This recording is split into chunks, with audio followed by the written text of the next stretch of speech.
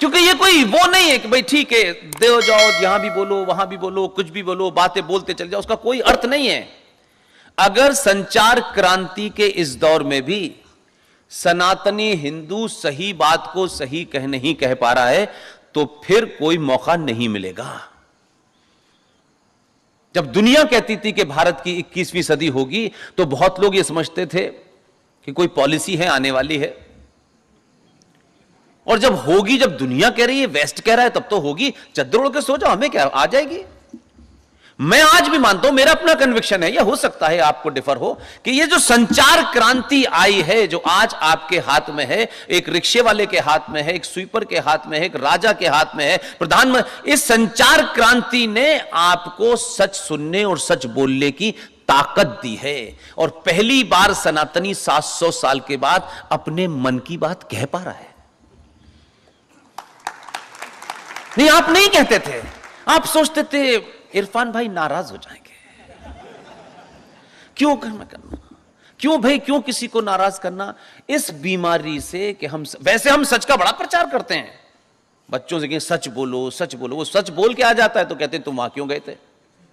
ये कंट्राडिक्शन नहीं होना चाहिए, क्योंकि हम ही वो लोग हैं जो ये मानते हैं जो आया है उसका जाना तय है, और जब जाने का सफर तय है तो मैं सिर्फ एक ही बात कहता हूं कि अगर आप जिंदा हैं तो एक दिन तो मरना है ना, इसमें तो कोई शक व शुबा नहीं है ना। तो जब जिंदा है तो जिंदा होने का सबूत दीजिए, मर मर के जिंदा मत रहिए, जिंदा रह के मरिए।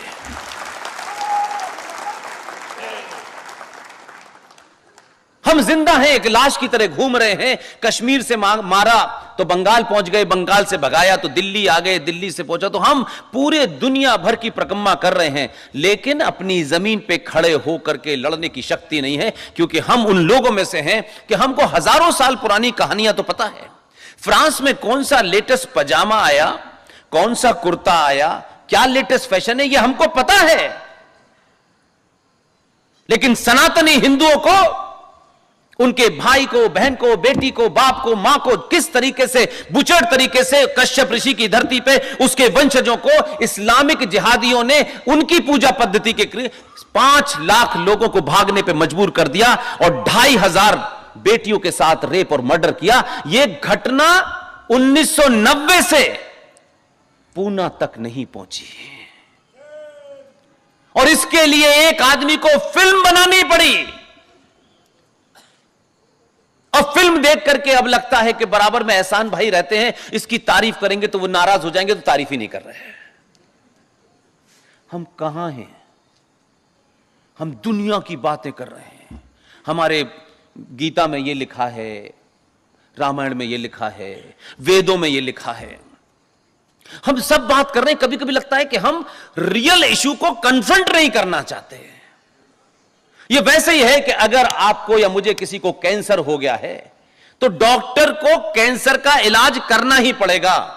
वो ये कहे कि नहीं नहीं आपके सर में दर्द है मैं ठीक कर दूंगा, तो नहीं होगा। एक ना एक दिन उस चुनौती का सामना आपको करना है। समझदार लोग जब वो होते हैं जो चुनौती को जवानी में निपटा देते हैं ताकि बुढ़ापा आराम से कट जाए। हम इंतजार कर रहे हैं, हम क्यों करें, कोई दूसरा करेगा, दूसरा तीसरा करेगा, कोई ना कोई तो करेगा। किसी ना किसी को तो लीड लेनी पड़ेगी कि सभी एमएलए और एमपी बनेंगे और 2 कमरे के मकान से निकलेंगे और 12 कमरे के मकान में लौटेंगे। बस यही करना है क्या जिंदगी में? और कितने लोग जीतेंगे? 545 में से 543 जीतते हैं, तब भी पूरा देश नहीं हो सकता। आप जहां हैं, जिस भूमिका में हैं, जहां भी खड़े हैं, जोर से सच बोलिए बस। और मेरा इस 10-11 साल का विश्वास ये कहता है, बड़े से बड़ी ताकतें सच से डरती हैं, बंदूक से नहीं डरती हैं। सच बड़ा खतरनाक होता है।